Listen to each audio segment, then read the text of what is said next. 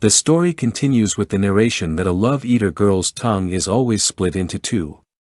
In the previous chapter, Kanae showed her tongue to our main protagonist, Oishi. However, she was too far away from him, and it was too dark at night, so he couldn't see it properly. Oishi feels embarrassed for not seeing her tongue clearly because it was a small effort she made to help him feel comfortable around her. He questions himself, wondering if Kanae is playing with his feelings. He asks her how she knows about love-eaters. Deep down, he knows there must be a reason behind it. Suddenly, she pulls out her mobile phone and shows him a YouTube channel that uploads videos about urban legends. He asks what it is. She explains that the channel creates videos about Japanese urban legends and that she became addicted to watching them. She then asks Oishi if he has ever watched their videos. He exclaims that he has never watched them and that he only has very little knowledge about love-eaters. He is about to explain everything, but he suddenly stops. When Kanae realizes that Oishi isn't telling her everything, she makes a cute face and asks him how he knows about love-eaters.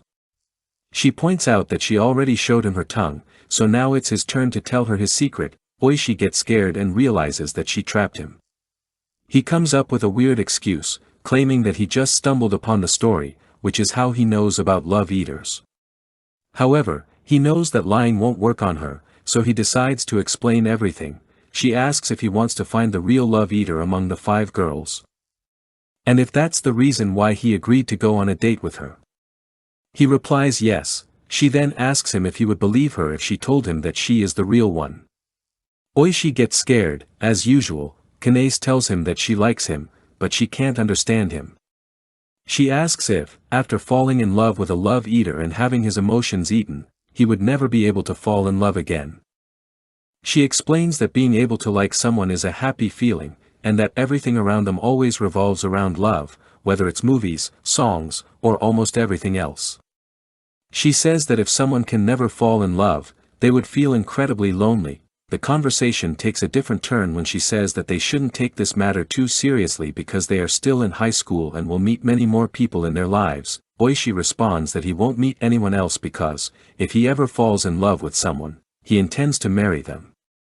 In other words, he's dating to marry. The moment those words leave his mouth, he feels extremely embarrassed.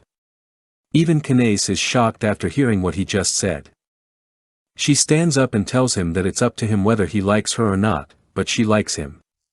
She turns around, thanks him for the coffee, and asks him to go on another date with her next week. After she leaves, Oishi finally feels relieved. He questions himself, wondering what would happen the moment one of the girls realizes that they've been found out. What would their reaction be? Would there be any consequences? Deep down, he hopes that Kanae might just be a normal girl and not a monster. The scene then shifts to Kanae.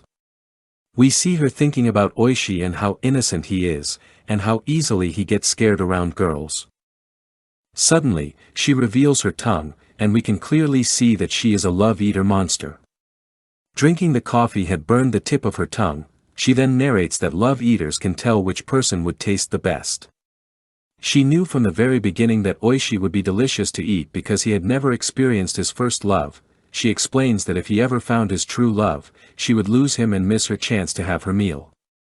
However, she won't let that happen. No matter what, she will never hand him over to anyone else. In her mind, she apologizes to Oishi for being a love-eater.